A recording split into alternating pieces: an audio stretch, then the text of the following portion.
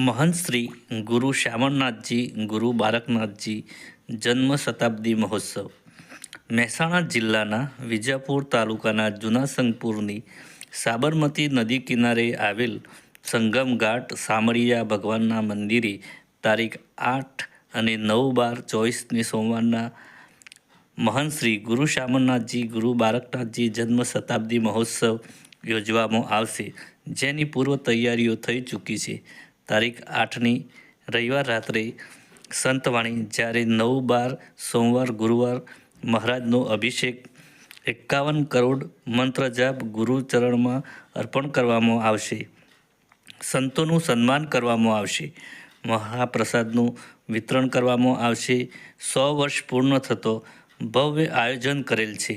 Yashrajsinh Rathod, MTV news, Sabarkantha.